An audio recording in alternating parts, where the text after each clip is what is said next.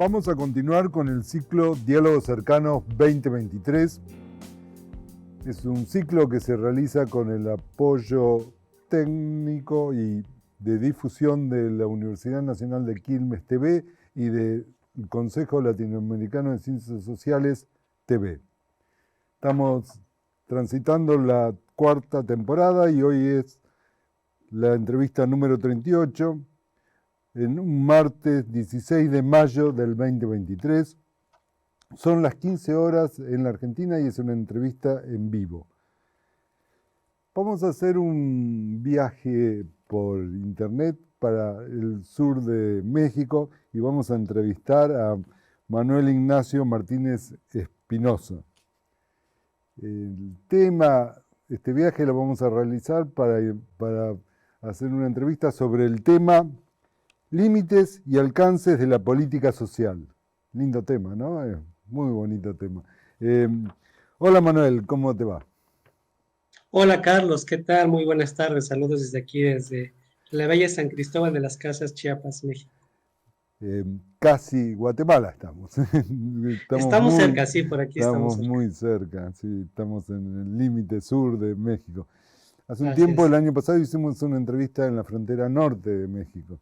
Ahora vamos al Mira, sur, ¿no? es, Muy bonita zona, por cierto, ¿no? Chiapas, es ¿no? hermoso. Es hermoso. Manuel es licenciado en Ciencias Políticas y Administración Pública, egresado de la Universidad Nacional Autónoma de México, UNAM, y es maestro en estudios latinoamericanos y doctor en proceso de políticas contemporáneas en la Universidad de Salamanca, España. Vamos a la primera pregunta, Manuel. ¿Cómo caracterizás el enfoque de la política social actual en México? Hola Carlos. Bueno, en primer lugar, pues agradecerte por el espacio, por la oportunidad. Tú sabes bien que cuando hacemos investigación, pues es una alegría cuando puedes encontrar un pequeño hallazgo, te surge alguna idea, encuentras alguna explicación y pues la alegría se vuelve dicha cuando hay una oportunidad de compartirlo. Así que en primer lugar agradecer el espacio, la oportunidad. No, muchas gracias, Manuel, realmente. Sí, Sí, adelante. gracias, Ya Carlos. no te Muchísimas interrumpo más. gracias. Sí. No, no, bueno, y con respecto a tu pregunta, es un tema interesante porque, y en este caso pues, estamos hablando de un gobierno actual reciente que si bien es cierto lleva un 70% de su periodo, de su sexenio, pues todavía está vigente, ¿no? Eso es lo primero. Y lo segundo, ya para entrar en tema, la elección en 2018 de Andrés Manuel López Obrador, los resultados en las elecciones presidenciales y su posterior asunción a la presidencia, pues significó un acontecimiento en el sentido etimológico y filosófico de la palabra acontecimiento, porque fue una erupción, una decisión, un cambio relevante que pues impugnó cuando no cambió los parámetros y directrices estructurantes previas, al menos en términos políticos, dice el filósofo Zizek, ¿no? Es un cambio de planteamientos y eso podemos encontrar en el caso de la asunción a la presidencia de Andrés Manuel López Obrador. Eso evidentemente pues ha generado mucha expectativa y hablamos de política social, que es el tema que he venido trabajando y que nos interesa ahora por el tema. Y esto significó un interés, una expectativa alta por tres cuestiones. La primera, pues hacer por primera vez que la izquierda electoral o el progresismo partidario triunfaba en México llamó la atención por toda esta vinculación que hay entre izquierda y política social, ¿no? Un segundo elemento es que cuando fue jefe de gobierno, el actual presidente, pues implementó políticas interesantes que después tuvieron eco a nivel nacional, como las pensiones para adultos mayores. Y un tercer elemento, pues es que él mismo durante su campaña, habló de manera contundente sobre lo que él haría al asumir la presidencia y fundamentalmente él tenía un lema de primero los pobres, ¿no? Y esto significaba pues empezar a atender e intentar atender todo lo que había sucedido previamente en términos de política social. Ahora bien, sobre el enfoque, para irme ya directamente y sin tanto choro, sin tanto rodeo, lo que he venido trabajando tiene que ver sobre con las concepciones de la política social de este gobierno que se autodenomina de la cuarta transformación de la vida pública o 4T, ¿no? Y podemos encontrar un primer hallazgo es que tanto en sus discursos como en sus planteamientos en el Plan Nacional de Desarrollo, el Plan Sectorial de Desarrollo, en los propios libros que ha escrito el presidente, en los informes presidenciales, hay como una estructura, una congruencia en términos discursivos y de planteamientos. Su propuesta es recuperar la función social del Estado con una política de bienestar que tenga 4 elementos: que priorice a la población marginada, que atiende a grupos que ellos indican o que han señalado que son históricamente excluidos, como adultos mayores, discapacitados, pueblos indígenas, jóvenes, niños, mujeres, personas de la diversidad sexual. Y un tercer elemento, también atender regiones marginadas, fundamentalmente el sureste del país. Se habla y como lo han enunciado, es un bienestar desde abajo y sin excluir a nadie. En ese sentido, este lema del primero los pobres es empezar por los sectores más indefensos. Y un cuarto elemento, pues es tener a los programas sociales o programas integrales de bienestar, como también se han renombrado, como una expresión concreta de la política social, ¿no? Y por último, hay una visión que se establece en el Plan Nacional de Desarrollo y tal cual se indica, ¿no? Por lo que alcanzo, y para cerrar con este tema del enfoque, me parece que este enfoque de política social del actual gobierno pues tendría como 3 elementos. El primero es desde los planteamientos, desde las concepciones, es un enfoque que es consciente de las insuficiencias previas de la política social en México y que quiere subsanarlas, ¿no? Número 1. Número 2, hay una pretensión directa, explícita, de intervenir directamente en el bienestar de la población bajo el entendido de que el Estado es el agente fundamental para ello, que más allá de, incluso se critica en sus documentos, no pensarlo como un gestor de oportunidades, sino directamente recuperar su función social para incidir directamente en el bienestar de la población. Y evidentemente es una política social muy ambiciosa en términos de sus objetivos. Es, digamos, lo que te podría decir al respecto sobre lo que he venido revisando de la política social.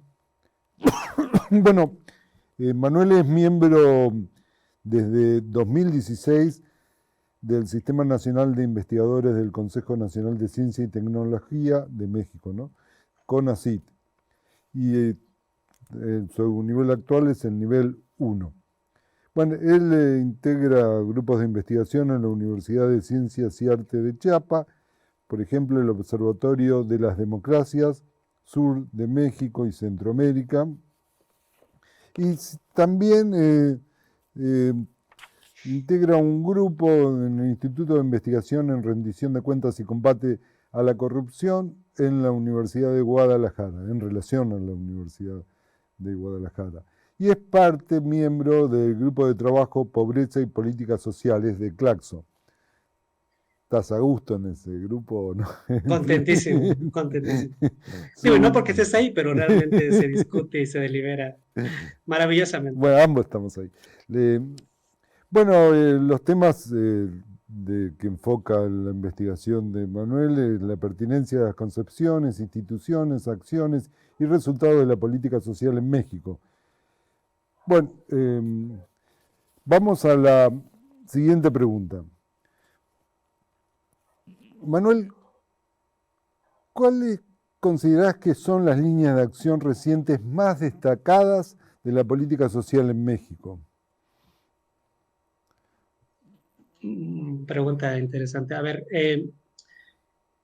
evidentemente, para que haya congruencia con esos planteamientos que comenté hace rato, pues ha habido muchos cambios y muchas acciones, mucha instrumentación de políticas, de programas, de acciones, etcétera. Yo destacaría un tipo de acciones que están enfocadas en un núcleo. Voy a explicarme. Me parece que, si bien es cierto que ha habido acciones por mencionar en términos de educación, de reformas al sistema de salud, evidentemente con la atención a la pandemia, etcétera, yo quiero concentrarme porque me parece que son relevantes en un tipo de acciones. Y son acciones que están vinculadas a una estrategia directa de incrementar el ingreso para la población y espacios vulnerables. Voy a darte 4 ejemplos. Una de las primeras acciones que realizó el actual gobierno cuando asumió el presidente Andrés Manuel López Obrador en diciembre de 2018, incluso diría yo simbólica, fue un aumento importante, sustancial al salario mínimo en México. Aumentos que han sido sistemáticos desde entonces, ¿no? En 2018, 19, 20, 21 y 22. Esa es una. Otra, ha habido incrementos también sustanciales al gasto social. Una segunda, pues tiene que ver con los programas sociales, que ha habido una renovación en la cartera de programas sociales, pero que estos han tenido como una característica, una de tantas, pero una destacada, es que han, eh, han sido en su mayoría de transferencias monetarias, ¿no? Y una cuarta que también está vinculada fue una reforma constitucional que se realizó en mayo de 2020, donde, entre otras cosas, se elevó a rango constitucional algunos de los programas prioritarios o relevantes del actual gobierno, como el programa de pensión o las de becas a estudiantes. Destaco esto porque me parece que eso vertebra o da cuenta de una estrategia, insisto, que es de que la política social esté centrada, entre otras cosas, o tenga como un elemento sustancial este aumento de ingreso a la población. Y te doy dos ejemplos. El tema del salario mínimo. Como ya te comentaba, ha habido aumentos desde 2019 hasta ahora, hasta 2023, de manera tal que la cifra actual que hay de salario mínimo para los trabajadores es un 134.76% mayor que la que había en 2018 cuando el actual presidente asumió. En ese sentido, también el salario mínimo real ha llegado a una cifra que es la más alta si consideramos el periodo de 2000 a 2023. Y según el propio informe del presidente, el último informe de gobierno en septiembre pasado, el salario mínimo ha recuperado el 65.1 de su poder adquisitivo, ¿no? Eso abarca directamente a los trabajadores formales, o Sí, también solamente los formales. A los formales, sí, sí, informales sí. no, no No hay le tanta puede certeza llegar o laboral en no, términos de pero un salario mínimo. sí, está bien. Sí, gracias. No. Una segunda es el tema de los gastos, el incremento en el gasto o inversión en desarrollo social y protección social, porque con este gobierno hemos asistido desde que se tiene registro, desde que se ha clasificado de esa forma en 2007, a los montos más altos. Muy interesante lo que nos dijiste, Manuel. Eh, y en ese sentido, ¿nos podrías decir cuáles considerás que son los resultados más destacados de la política social en este momento en México? A esta altura de lo que lleva el gobierno. Sí, sí, sí, un poco por eso, digamos, un poco para curarme en salud, dije previamente lo de que como científicos validamos, ¿no? Mejor que cuando está pasando, pero bueno, digamos, para evaluar, tú sabes muy bien en términos de política social, pues aquí nos el sustento, ¿no? Cuando estamos afirmando, pues cómo lo estamos comprobando, cómo lo estamos sustentando. Y a mí me gustaría comentar, hay evidentemente una diversidad de opiniones, pero digamos en términos de cifras oficiales, yo quiero destacar tres datos. La primera, el porcentaje de población en pobreza laboral. ¿Qué significa esto de la pobreza laboral? Es eh, la, la, las personas que con su ingreso, el ingreso les es suficiente para adquirir la canasta básica, ¿no? ¿Y qué nos encontramos? ¿Qué nos dice este primer dato en términos de pobreza laboral vinculada con este gobierno? Pues que a partir de 2019, cuando ya asumió de manera directa, la pobreza laboral comenzó a bajar. Estaba en 2018 en 40.7 y en 2019 llegó a 38.9, una cifra que no se había presentado durante los 10 años previos. Evidentemente con la pandemia volvió a subir, llegó al 42.4% de la población, pero nuevamente a partir de 2021-2022 comenzó a bajar de manera tal que la última cifra del cuarto trimestre del año pasado, en 2022, el porcentaje de población en pobreza laboral fue de 38.5% de la población, que es una cifra que no se había presentado hasta antes de 2008, es decir, eso me parece que es un dato relevante, si bien es cierto, sabes tú muy bien, en términos de política social, es difícil que haya una sola condición, una única condición suficiente, una mera causalidad única y explícita, pero sí nos da cuenta como que nos da unos indicadores en términos de resultados. Una segunda cifra que me parece que llama la atención y que es relevante para evaluar la política social actual tiene que ver con, pues ya la primera medición de este gobierno, pues nos da un aumento de la pobreza, tanto en pobreza como en pobreza extrema. Justo este año se va a presentar la siguiente medición correspondiente a 2022 y vamos a ver qué pasa, pero digamos, este indicador nos dice que ha aumentado la pobreza, está claramente vinculado a la pandemia, pero bueno, como indicador. Y un tercero que a mí me llama mucho la atención, que también me parece que nos puede dar una idea nos da elementos para estructurar una evaluación sustentada sobre la política social actual, tiene que ver con un dato que es que con este gobierno ha aumentado el porcentaje de hogares en general que son beneficiarios de programas sociales. Llegó casi al 30%, es una cifra que no se había presentado previamente, es decir, 30% de los hogares en México reciben programas sociales, Algún según tipo datos de, del Instituto Nacional de Estadística, algún Geografía e tipo de, Informática. algún tipo de ¿Perdón? programa social, algún tipo de programa Sí, social, que son varios. exactamente. Sí. Sí, exactamente.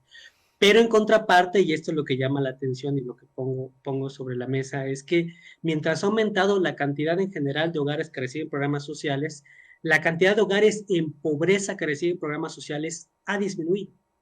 Y ese es un dato interesante y creo que está vinculado y requiere una mayor reflexión para este gran debate que tenemos en política social, que es o universalidad, universalismo contra focalización, porque como hipótesis este dato está vinculado a que actualmente en México pues se ha intentado que los programas sociales sean más universales y menos focalizados.